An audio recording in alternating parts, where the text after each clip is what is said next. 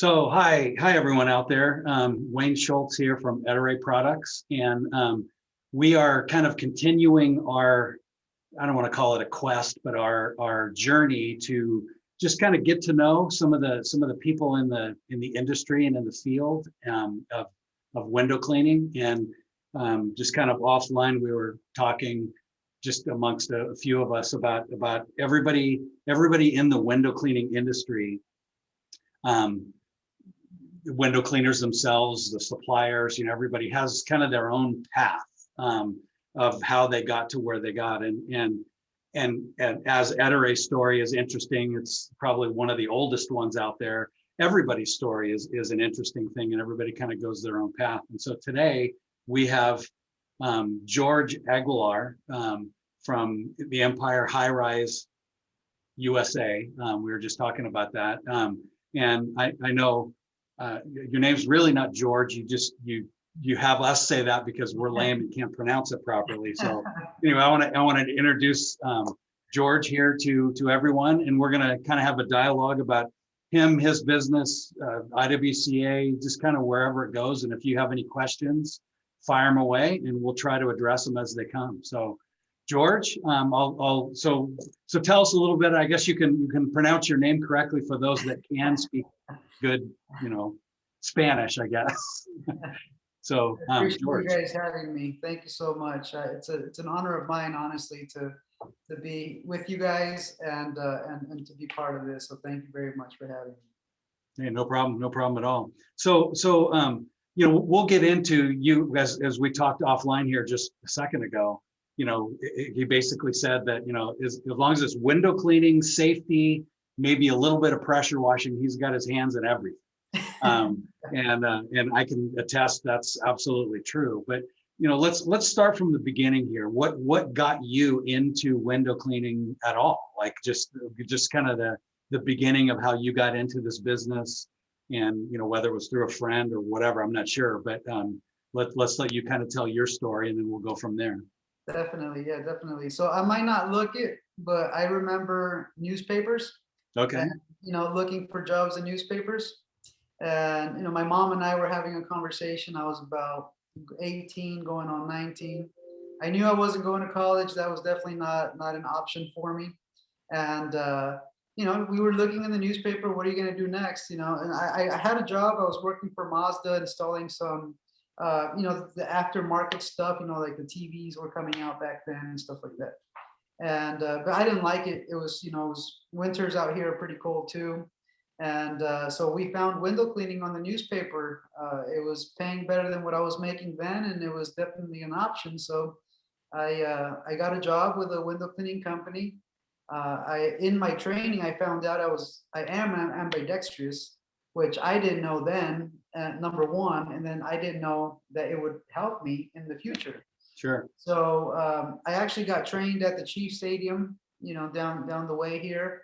And Kansas City, for those that don't know where the Chiefs are. That's right. Yeah. So I got trained at the Chief Stadium. It was a really cool experience for me, seeing the stadium empty. It was probably maybe 50 people at most in that stadium while it was getting cleaned. And yeah, I just fell in love with it. I soon got promoted to do high-rise work, and my question was, is it going to pay more? Sure. Yeah. So then I started hanging out. And by the way, that's not unlike questions most of us ask. So you're not unique with that. Right. And I remember the first time that I hung off a building. It was a 2-story. I gripped that wall so hard, and I came right back over him, just like, give me a second, hyperventilating almost. Yeah, it took me a while to, the training aspect of it, but it's something that I completely fell in love with. It's one of my happy places. I love being on the side of a building. I truly miss it when I'm not doing it. And yeah, so I soon left there just because I found a business that was doing residential literally down the street from my house. So it just made sense. Mm-hmm. And so I learned residential. It was a whole different monster for me. Typically, guys go from residential to high rise. Right. And for me, it was backwards. So I was used to flinging water everywhere and not caring about, using rags. I'd never used a rag really. Commercial guys will sometimes joke that, real window cleaners don't use rags. Well, in residential, you definitely need it. Sure. So yeah, I learned how to do residential. And at that point I said, you know what, I know that I can do this on my own. So I talked to my mom. Our family in Mexico, uh, my great grandfather started one of the oldest newspapers in Mexico. Okay. And my uncle ran it at the time. And so I talked to my mom and I said, we don't have much money, but in order to start a business, you need to advertise. So she said, talk to your uncle. So I called him and I said, hey, can you do me this favor? I'll pay you back or whatever. He said, I'll give it to you for your Christmas present. You just got to come down here and, bring American paper because it's better quality and I'll print whatever you need. So we went down there for the holidays. He printed 5,000 business cards, 5,000 flyers, and 5,000 estimate sheets. And I came out and started walking the streets in the city that I live in. Once I did that, I went to the next city, and on. Now, how old were you at this point? I was 20. I was going on 20. I was 19 Okay. going on Yeah. 20. No, that's awesome. Yeah. So that's literally how Empire started as a residential company. Back then, I got lucky and within the first month walked into a insurance company. Hey, can I give you a quote for your window cleaning? The guy said, come here, sit down. And it's funny because we just had that conversation on Tuesday. He came by my shop and saw it everything, and he's like, I remember when you walked in. So I got lucky and got insured really fast. I was walking in that same town. I was at a place where they market newspapers. They actually have a newspaper back then. So I walked in saying, hey, can I get a price on doing some marketing for you or with you? And the lady behind me overheard my conversation. So she pulled me to the side and said, hey, come here, come outside. So she owns a very large home cleaning company and said, are you serious about doing this? And I said, yes. She said, well, we don't clean windows. We have a lot of homeowners. Would you like to partner with us, basically? And I was like, of course, and that's really how I learned the partnership side of it. And I still apply it to this day. I'm sure you could probably see it when we're at conventions. And, we as a company now doing high-rise work market mainly to window cleaners to be able to offer our services to them. Yeah. Not as competition. We want to be the secret weapon that can help you knock out large towers while you're in your city doing everything else that you do. We'll just do the big stuff that you might not be able to get. Sure. to. Yeah. Well, because we'll get into it a little bit later, but it takes a little bit, obviously, training, but there's also some safety issues and a few little minor things when you're hanging from a rope off the side of a building that are part of that. We had a question come through. Basically, any tips on not remaining stagnant as you started your homeowner, or I shouldn't say homeowner, but your household window cleaning business? Like, you just get started, you're knocking on doors, handing out flyers. Like, any tips on how to continue to grow and be excited? I know you personally, you're a pretty excited guy, so I don't think you sit ever. This is probably the longest you've actually sat. That's a really hard thing for me. But I the biggest thing that I would recommend, back then it was phone books, but now it's the internet. Depending, and it doesn't matter what type of service you're in, but depending on the service that you specialize in. Let's just say I'm a residential window cleaner. I could call realtors, I could call landscapers, I could call painters, I could call a whole bunch of other companies and let them know that I'm available. I'm here. We're here to help you. We don't, there's no competition there at all. We're in different industries. We'll kind of partner from each other. And whenever we get, those types of requests, then we'll go to them. In a residential setting, I would highly recommend calling the home cleaning companies first. So that's another way to, one way to stay, not stay stagnant. Yeah, for sure. Sure. Yeah. Well, and as you build, it continues to build. And then things like, which we'll get to, things like COVID or whatever happened, and then you got to not start over. But you've gone through two of those, so it'll be interesting to hear your story there. So from the residential side, going out on your own, how did you get back into the high-rise stuff? Yeah, so it took about 10 years, and it's funny, I literally was having this conversation right now because there's a guy here that basically handles all of our equipment. So now he's getting to know how much it really costs to run something like this. And he's just like, oh my God, now I understand how a residential guy, it's really hard to get into high rise. And I told him, yeah, it took me about 10 years, because we never had money coming in where we never have had anybody basically throw down money and then we jumped into high rise. It was more keep doing what we're doing and keep buying equipment. Right. But yeah, so it took about 10 years for that to happen. It was, like I said, it was my passion. I always look up in any downtown setting I'm at, because I'm just like looking at every building and everything, trying to figure it out. It's like a game almost to me on how we would service that building. Well, I know in the few times that we've been, not few, quite a few times, we've been in different cities around the country. You're like, oh yeah, no, I've done that building and that building, and then we go to the next city. Oh yeah, I've been up there. So I mean, obviously you that's part of your thing for sure. Yeah, it's definitely a passion. Yeah, it's cool. So any tips? So you said equipment. I'm assuming you're talking about safety equipment, and we don't need to get too deep into that, but I mean, is that what you're referring to? Right, yeah, the harnesses, the lanyards, and everything else that comes with being able to provide service, even as an individual, to be able to get on a rooftop and actually do your job. Yeah, so now it's, like we call it, it's per technician. We have the number it actually costs to put them over the edge. Not with the training aspect, but just Right. all equipment that needs to be purchased just so they can do their job. Yeah. Okay.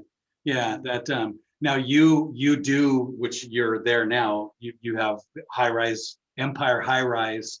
You also do, well, you do training at multiple levels, but you're the building that you're sitting in now. So if somebody's interested in doing that, do they contact you and you provide that training? Is that one of the things that you do? Definitely, yeah. So it can work in many different fashions, however, which way they would like as a customer. We work with expert safety services. They could contact them and we could set it up that way.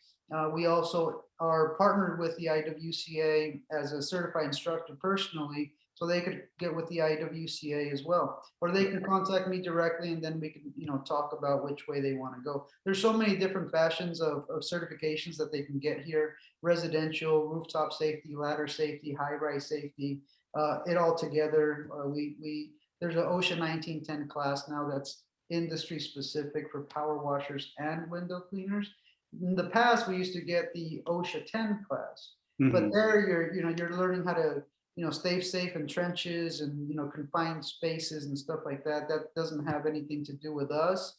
So that's been more industry specific now, moved over to the OSHA 1910 class. Now, have you been active in, because traditionally the IWCA was started many years ago, honestly, for that purpose. Yeah. Was to work with the agencies. OSHA was one of them, obviously, to make sure that the interests of window cleaners were forefront in legislation that's basically happening. And I know you have been, are, and continue to be on the board and other types of things for IWCA. Yeah.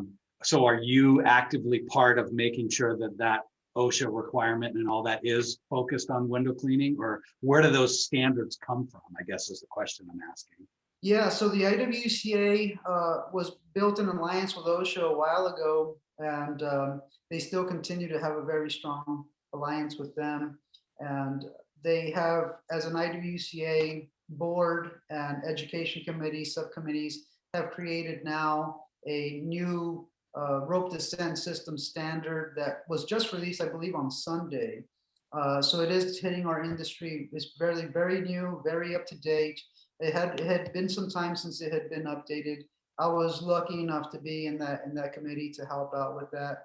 And yeah, so I'm very excited for it to come out. I think, my biggest passion, like I mentioned, is safety, and it definitely is as a business because I own a business. But Mhm. my biggest thing is the people out there on a daily basis. I'm very passionate about the ones that are actually doing the job, them knowing how to do it correctly, and I believe that this is a really good thing for Well, everyone. yeah, and obviously we know the safety, not requirements, but desire, when you're hanging off a 50-story building or whatever. And, usually every year somewhere in the what's not only Midwest, but, somebody's caught on a scaffold or whatever in the wind, that kind of thing. And that makes headlines because it's interesting. You have people flying around, doing those things. But obviously the requirements and the things that you're talking about help prevent that from happening. So you don't end up with that in the first place. That's exactly right. And I want to also add in reference to insurance, because like I mentioned, I'm really good friends with my insurance guy because he's known me since I started the business basically. And, we're lucky that one of our board members, his wife is also in insurance. And so we've, as a board, have gone very educated, more educated in reference to that. So we're looking to help out not only in the sense of the end user, like I mentioned, but also as an industry as a whole to help with insurance. They look at us like 30 years ago, and it's changed so much, and Sure. it's Yeah. changed internally. We are not those scaffold guys. We are not on scaffold most of the time. We're on rope. Right. It's not that we're not on scaffold, but there's so many other industries that get on scaffold, and there's not that many industries that get on rope. Right. So we are very unique in that fashion. So we are also working as a board to be able to help all of us Mhm. for insurance purposes too. Sure. Yeah, absolutely. And obviously that's huge in for any business, but I mean, especially that because you guys are in um, less than normally safe environments. Exactly. They Yeah. call it high risk. Yeah, no, that's exactly. So someone on Facebook asked, Brandon, I'll call you out there. What is the cost to go through some of this training that you're talking about? Like if somebody contacted you or IWCA, what does it cost to go through this? It really depends on what you want, number one, and then how many people you also want, because we could come to you or you could come to us. So there are different price ranges. Since it's so brand new in reference to the IWCA, I rather not put numbers on it. You can go on the website, you can call the IWCA, they can handle that. And then Yeah. for safety services, they've got their own numbers as well. So we could talk to individuals. It really ranges. If it's over 5, over 10 people, are we coming to you? Are you coming to us? And those questions. So. Well, sure. Yeah, exactly. It's and it's not free. Right. Obviously, nor should it be because it's you're putting a lot of and I'm sure when you have it certified, your name's on that as well. So you have Yes. liability, if bad things happen. So you want to make sure that's part of that That's as right. well. That's Let right. me shift gears a little bit. Yeah, of course. The elephant in the room, not that it's an elephant. I mean, we're all talking about it, but so this year, obviously, or I shouldn't say this year, 2020 was a change in all of our lives in literally everything still occurring. You're doing high-rise buildings as well. I know you still do residential as well, but high-rise buildings, COVID hits, everybody stays home, nobody's in high-rise buildings anymore. It's I can give you an example. A friend of mine does janitorial supply and stuff, and he recently got a tour of the Facebook building here in the Bay Area, and it's a 2.7 million square foot building that literally was abandoned like there was a fire Sheesh. in March 15th or whatever. On desks, they have a huge rat problem at this point. I don't want to cut. I'm probably going to get yelled at for even saying that, but not because they're not clean or anything. It's just the way they literally had to leave, and people left their desks doing whatever, and it's 2.5 million square feet, completely empty. Nobody's used it for a year. I'm sure that is not the only case around the country. So, what walk me through your business in 2020 and what you did to overcome some of this? Man, I gotta start with the fact that I am so blessed to have the type of people around me, and being on the board really helped me as a business and us as a business, because we were on the top know of what was really going on in our industry. So I got really lucky in that fashion Mhm. for it to happen now. The approach that we took, so there's two, right? Because we do residential here in Kansas City, and then we also do high rise. On the high rise side, March 16th is when everything shut down in Kansas City. So we were, we're national. So things started shutting down a little differently, but because we were here, Yeah, now we weren't able to leave.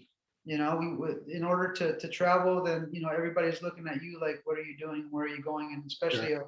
a truck, and with a trailer and stuff like that, it's like, that's going to be very questionable. Yeah, So we did decide to shut down, started making phone calls, started figuring everything out. People said, let's hold off. And mind you, we're in the Midwest. Our season literally starts about right now. yeah, And so we were a week and a half into our season, and then we get shut down. right. So not only did we get shut down for that day, but we got shut down for about 6 to 8 weeks. So on the high rise side, it completely came down to a halt. Yeah, Moving forward, some businesses said, we don't want it at all. So we lost contracts there. Some businesses said, we want just one time per year. Let's wait till the fall. And then some said, you're able to come out, the contract's there, and we've moved forward with it. So, we would show up, and it was like Disneyland because nobody's there. So we just get our job done, and no sure. hassle. No Yeah, that hassle. part would be awesome. I mean, Yeah, assuming that they exactly. want you to do it. Yeah, just like bam, bam, all done, cool. So that's really what happened on the high rise side. On moving forward, but September, October, November. Now we have so much work. Everything got pushed and squeezed into a small little, couple of 3 months, and we know winter's coming as well. So now we were just go, go, go, trying to get everything done. We have work in the south, so we rescheduled that for December, January. We moved into 2021 because we had to. Yeah, So that's pretty much what happened in high rise. On the residential side, being that we were on the board and up to date with everything that was going on, everybody's asking like, are we essential? Are we essential? Are we essential? And we found out because we do the power washing and the soft washing, and we spray sodium hypochlorite, which is bleach, which back then it was like the big thing.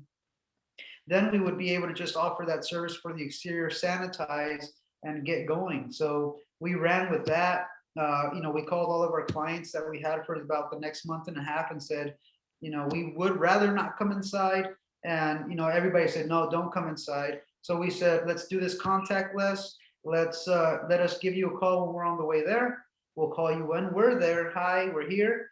Get the service done. Call you. We're done. Bye. And then send them a link over the phone, and then get paid. Mhm. And honestly, that worked out very well, because then you have no wasted time talking to the client, dealing with them, getting paid there, anything like that. So luckily we were able to stay open in that fashion as well. Now, was that difficult transition for you to do that, or did that just kind of morph into, okay, this is what we're going to have to do, so let's figure it out? That's exactly right. Yeah. So when we got shut down, the way that we run Empire is, in the winter, we all basically come into the shop and we work on systems. We work on the next year. We plan the next 3-5 years and stuff like that as a whole. Mm-hmm. Right. So we already were talking about, man, I think we're going to get shut down. I think this is going to happen. So when we did, it was almost like, okay, well, we're shut down. Now what?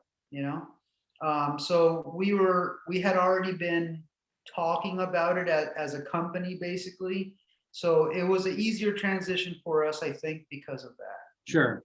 Yeah, and your story of the high rise part unique, but the residential side, that's I mean, everybody's got a different thing depending on where you were in the country. There's parts that are still pretty locked down, but that's kind of the story. Is you had the way I heard it. I won't bore you with where we heard this story, but we had some people that we've communicated with, and they go, okay, so here's basically kind of our story was March 15th, 16th, whatever date that was, that, different parts of the country were different dates, but, okay, you get notified, you're locked down, you can't do anything, you can't leave the house.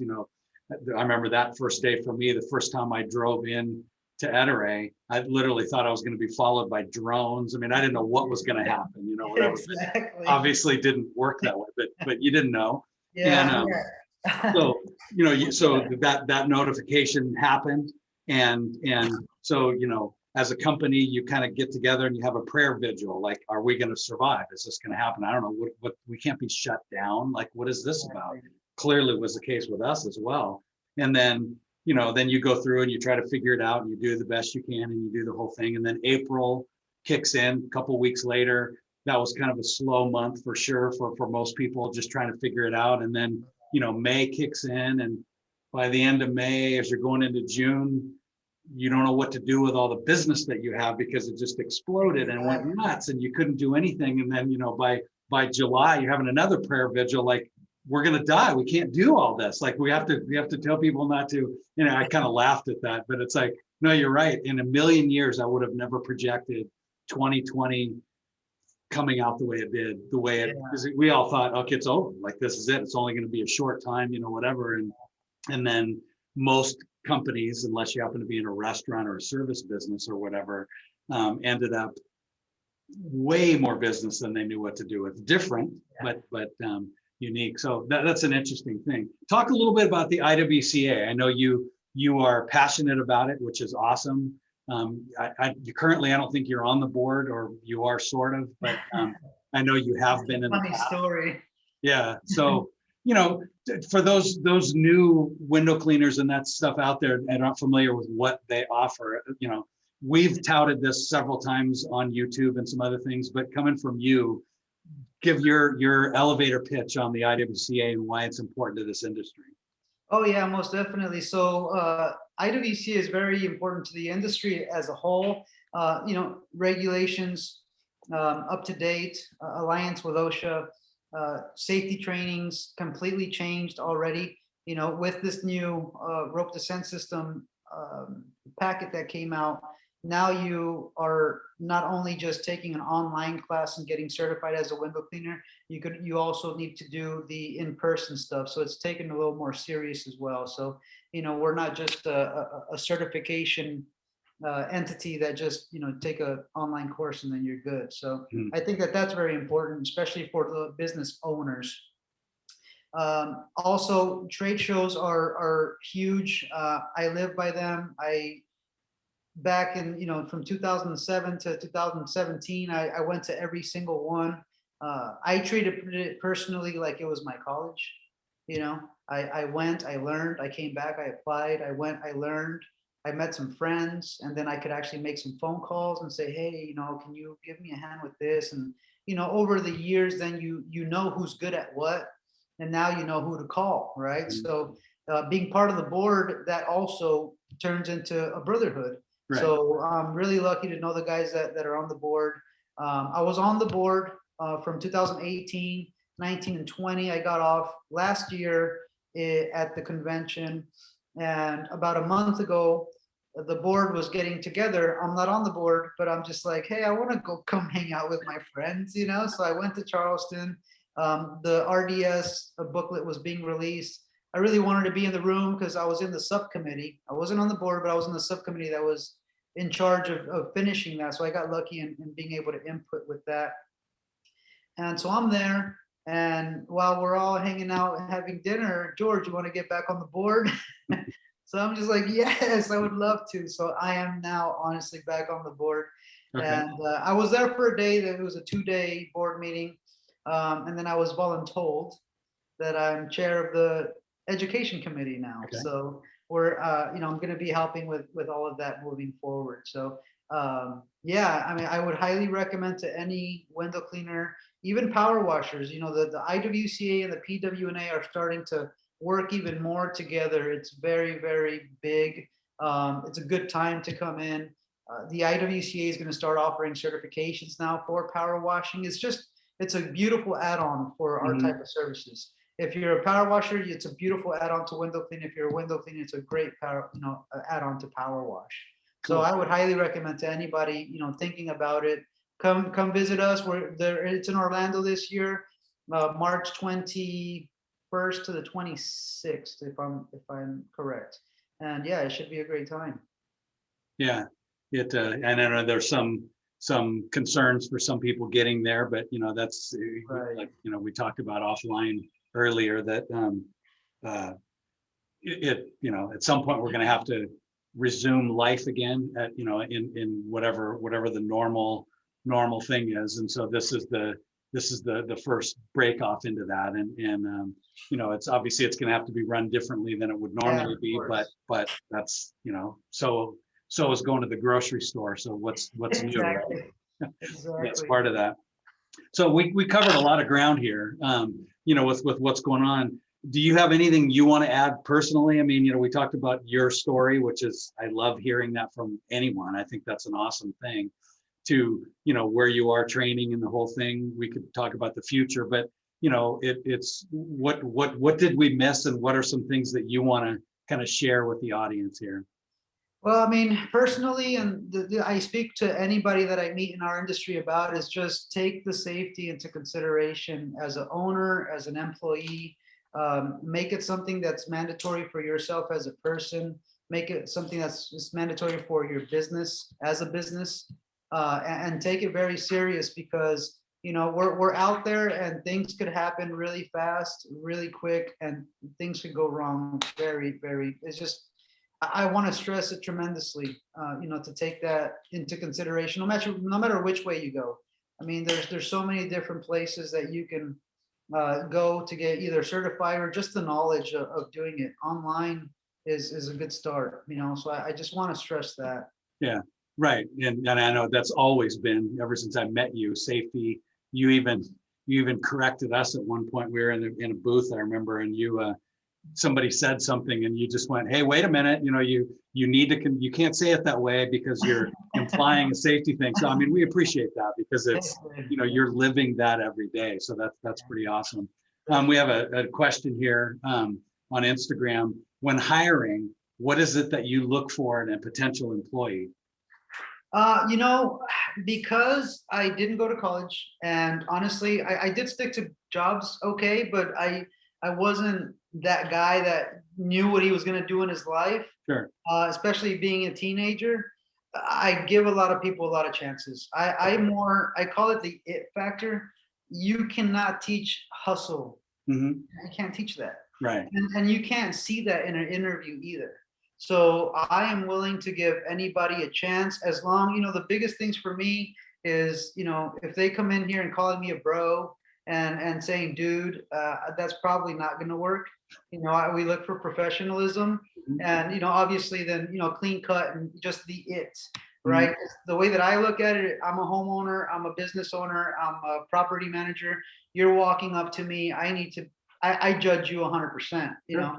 So that's the it factor, is really what I look for. And then we start working on, being more professional. We start educating them. We read a lot of books around here. So, education on safety, education on just life, being a better person and learning all those things that maybe we weren't taught. So yeah, it's interesting that you say that you can't see some of those things in an interview. I had a friend of mine that was a house painter. Mhm. Actually, they did more than house painting, but it was, like small commercial residential house stuff. And when they hired a potential employee, they would actually have the interview on the scaffolding out on the building way up high. And again, as a high-rise guy, you would know this. And so they would see them actually walking out and seeing how they respond. And it was interesting. He goes, yeah, there'd be people, they'd get out on the platform to get to the scaffold, and the guy's like, you could tell he was sweating, doing whatever. And he goes, yeah, multiple times they basically looked at him and said, so it appears you're not comfortable with this. We probably ought to stop the interview now. And the guy's like, yeah, dude, I'm not going to be able to do this. And then, you have other guys walk out, dude, this is awesome, whatever. It's like, and you can really, there's something to that, having people out, especially if you're talking about, like you said, we've joked around that there is not enough money in the state of Missouri that would get me hanging off the end of a building on a rope. Personally, but there are people that love that kind of thing, and those are the people that should be doing it. Absolutely. Yeah, so we have somewhat of a height here, about 30 feet. So we do get them up there, but we get them used to their safety equipment first. So we really just talk about it. One of the questions in the interview is, are you afraid of heights? Mm-hmm. Most people are going to say either yes or no, but most say I don't know. Yes. So then you say, we hang off a 50-story building, and that's 500 feet outside in the air. So would that be a problem? That's one of the questions. Sure. Well, so you kind of put the picture in their head. No, yeah, that's a relevant question, by the way. Yeah, very valid question, right? Yeah, very valid. Yeah, think of yourself in an airplane dangling by a rope. Would that be fun to you? Would that be okay? Yeah, that's pretty cool. All right, so we've gone quite a bit here. One final thing, I'll just kind of throw it out there that so what advice would you have for those of you out here listening that are considering going into the business, maybe opening up their own window cleaning thing, getting a franchise or whatever? What advice would you have, and would you recommend it, or I mean, the answer I know is yes, but again, what advice would you have for those that are, I'm not sure I would want to do that. Like why would I want to do that as something to earn a living by? So right. I'll let you kind of run with that for a minute. It's funny because I tell my guys the same thing. I say, we don't grow up wanting to be window cleaners, right? So it kind of just happens to us, or we get a job doing it. And so number one, if they're thinking about getting into the business, make some phone calls, maybe in another city, just because, you might start being competition. But go learn it a little bit, put yourself in the shoes. Once you have started, I think education is the biggest thing. Right. I read 3 books a month, probably. I do audiobook, and I find the time to do it because I think it's very important. I've taught myself a lot. So I highly recommend the education side. You gotta, my friend long time ago said, you gotta embrace what you suck at. Right. And then start learning on that. So education, management books are huge for me. Self-improvement, yes, definitely. But right now it's more management. Once you start getting employees, you got to really put your mind state as you're just a mentor. You're a mentor. And when I shifted that in my own head, it really helped me talk to my people a little better. Because now I'm not the boss. I'm nobody. I'm just a mentor. I want the best for you. Having a daughter, I have a daughter, really helped me in that fashion too. So, once you get employees, you got to shift the mind a little bit into being a mentor, and then, building off of that. So yeah, that's definitely education is what I would say. So I'll ask the question knowing the answer that you're going to give me, but would you recommend this business to people out there? Yeah, I mean, I would definitely. I mean, but I'm kind of biased, right? Because it's the only thing I know, and it's my passion. It's what I love to do. So yes, I would highly recommend. But yeah, I mean, you're a passionate guy anyway. But you have that passion, and you grew. I don't know if you. Well, yeah, you probably the first time you cleaned windows, that probably wasn't as a passionate thing as you have now. You kind of grow into that, and it's. I mean, everybody I've met all over the world, this is a unique industry. It really is. It's not the only one that has people that care this much, but it's the intelligence, the integrity, all of that of window cleaners is phenomenal as an industry. I would definitely throw out there. You had mentioned you turning into a mentor and making that thing. I know for me, a long time ago, it's you do something for a long time. And so before you became you're hiring people and all that, what were you, like 6-7 years in the business? First time that I had an employee, I was probably 4 years in the business. Yeah. So you're basically doing this thing for 4 years on your own. I mean, you didn't start out on your own, but you were doing this on your own. So by yourself, talking to customers, doing the flyers, doing all the things that you basically did. You'll learn a lot of things. Yes. You don't know what you learn because you have to do it, right? I gotta eat, I gotta pay for the bill, I gotta pay for the different things. So you figure out the things that are part of it. And I know for me, I never realized what I learned until you had to teach someone else.